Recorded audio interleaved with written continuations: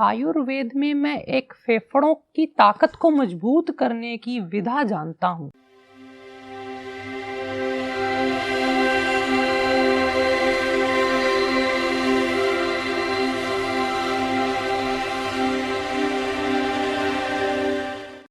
इसे हम धूम्रपान चिकित्सा कहते हैं।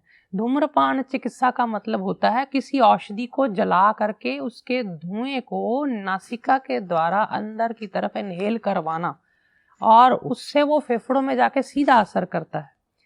ये ठीक वैसे ही काम करता है जैसे एक सिगरेट लेने से सीधी की सीधी उसकी ब्लड में वो सिगरेट का असर आप देख सकते हैं साफ। और कोई व्यक्ति सिगरेट नहीं पी रहा, उसके पास धुएं में बैठा है, तो उसका भी ब्लड सैंपल लेंगे तो उसमें भी वो उसका असर आएगा, थोड़ा आए अधिक आए। बस इसी तरह से ये काम करता है। आप कहेंगे धुआं तो फेफड़ों के लिए अच्छा नहीं होता। वो धुआं अलग होता है, जैसे कि प्लास्टिक या किसी अन्य कूड़ा कचरा का धुआं, उससे तुरंत खांसी आ जाती है। आप कह देते हैं कि वाकई में ये मेरे लिए सही नहीं है। जब आप यज्ञ करते हैं, हवन करते हैं, उसकी जो धुनी उड़ती है, उसकी जो सुगंधी होती है वो अलग ही होती है। ये औषधीय गुण से युक्त होती है, इसलिए इसका कोई नुकसान नहीं, कोई हर्ज नहीं और शास्त्रागत है। हम अपने मन से तो दे नहीं रहे। ये मूलतः धूम्रपान चिकित्सा अथर्ववेद में बहुत दी गई है, हमारे वेदों में, मूल वेद। तो अब मैं आपको बात बताता हूँ कि ये धूम्रपान चिकित्सा फेफड़ों के बल को कैसे बढ़ाती है। इसमें एक औषध आती है, उसको हम बोलते हैं बलदा धुनी। आम बोलचाल की भाषा में उसे यही कहते हैं। 5 चीजें डाल करके इसे बनाया जाता है और 5 चीजें बराबर मात्रा में लेनी होती हैं। मिश्रण करके, पाउडर सा करके मिला के उसको एयर टाइट कंटेनर में रख देते हैं। 1-1 या 2-2 चम्मच सुबह शाम किसी भी गाय के गोबर के सूखे उपले को जला करके उसके ऊपर उसको थोड़ा थोड़ा डालते हैं। 2 चम्मच डालना है धीरे धीरे करके।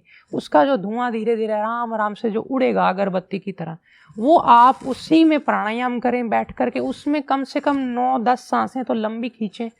तो वो फेफड़ों में जब जाती है, वो धुनी फेफड़ों को मजबूत करती है, रोग प्रतिरोधक शक्ति को बढ़ाती है, फेफड़ों को बीमारियों के से लड़ने के काबिल बनाती है। फेफड़ों में हल्का फुल्का कोई फंगस हो, कोई टीबी हो, उसमें बहुत अच्छी होती है। हालांकि ऐसा नहीं कि हम उसके लिए कोई अन्य औषधि साथ में नहीं लगाते, खाली टीबी में वही देते हैं, नहीं, लेकिन फिर भी वो डायरेक्ट असर करती है और बड़ा रिलीफ देती है, इसलिए हम वो करवाते हैं। खासकर जिनको टीबी में ब्लीडिंग ना हो, बस बाकी सब तरह की टीबी में वो चल जाती है। तो ये बलदा धुनी, मुझे लगा कि मैं आपको बताऊं कि ये जो लोग फेफड़े जिनके कमज़ोर हैं, जिनको सांस लेने के लिए फेफड़े मजबूत नहीं हैं, उनका बॉडी का जो फेफड़ों का जो स्टेमिना है वो कम है, वो इसको ज़रूर प्रयोग करें प्राणायाम में। मैं ये दावा नहीं कर रहा कि इससे कोई बहुत ज़्यादा ऑक्सीजन बढ़ जाएगी आपकी, या आपकी कोई कोविड या इस तरह की कोई चीज़ ठीक हो जाएगी। ये तो अभी इस पर काम ही नहीं हुआ। इस पे हमने, ये तो ग्रंथों की चीज़ें हैं, मैं इसको सिर्फ टीबी के ऊपर काम करता रहा हूँ। मेरे को याद है आज भी एक पेशेंट मेरे पास आया था, उसे यहाँ कान के पीछे गांठ थी टीबी की।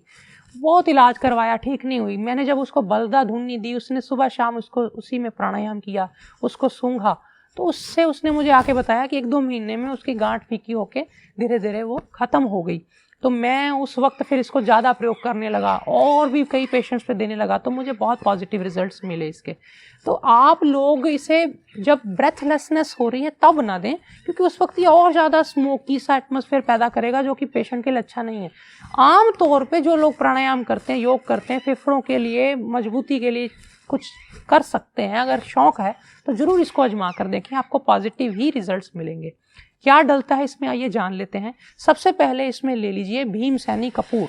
मैं बता चुका हूँ सारी चीज़ें बराबर लेनी है, तो आप जितनी भी एक पहली चीज़ लेंगे सबको एक जैसा लेंगे। तो भीमसेनी कपूर ना मिले तो इसकी जगह साधारण कपूर भी डाल सकते हैं, थोड़ा कम गुणकारी होगा लेकिन चल जाएगा। दूसरे नंबर पर इसमें डलेंगे लौंग। तीसरे नंबर पर इसमें डलेगी शक्कर, शक्कर जो गुड़ से बनती है, चीनी वाली नहीं।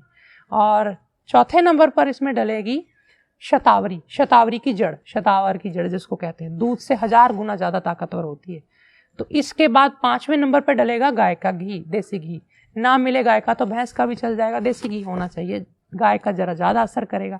5 को क्रश करके अच्छे से मिक्सचर बना के रख लीजिए। बस उसी तरह से जैसे मैंने बताया इनहेल करवाना है, तो आप देखेंगे फेफड़े दिन प्रतिदिन बेटर होते जाएंगे। और छोटे मोटे जो रोग लग जाते हैं ना, सांस के, गले के, फेफड़ों के, वो आपको नहीं लगेंगे, क्योंकि इसमें जो कपूर है एंटीबैक्टीरियल, एंटीवायरल, एंटी फंगल, कितनी प्रॉपर्टीज हैं उसकी। इसी तरह उसमें जो शतावर, जैसे मैंने बताया, शक्कर और घी जब आपस में मिलता है तो बहुत ज़्यादा ये एनर्जी लिबरेट करता है, फेफड़ों के लिए बहुत अच्छा है। तो आप इसे कर सकते हैं।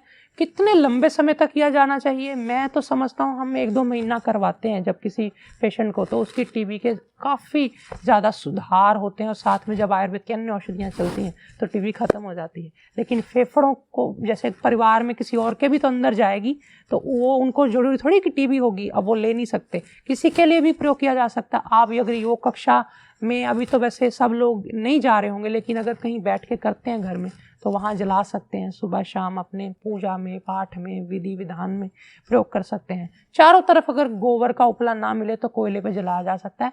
कोयला ज़रा थोड़ा ज़्यादा, उसका धुआं इतना अच्छा नहीं होता, इसलिए हम ज़्यादातर गाय के गोबर के उपले के ऊपर ही जलाने का बताते हैं। तो ये था बलदा धूनी का प्रयोग जो मैंने आपको फेफड़ों की ताकत के लिए बताया।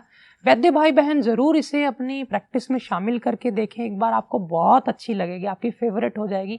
और धूम्रपान चिकित्सा के बारे में लोग कम जानते हैं, इसलिए शायद इसको कई बार अंधविश्वास या काम करेगी नहीं करेगी ऐसा सोच लेते हैं, लेकिन ऐसा है नहीं, ये बहुत कारगर है। आप नीचे अपनी सुझाव, अपनी प्रतिक्रिया और आपको प्रयोग करके क्या क्या लाभ हुआ, क्या क्या आपके कुछ क्वेश्चन ज़रूर नीचे डालिएगा, मैं ज़रूर उनको पढ़ूंगा और फिर उस पर चर्चा करेंगे।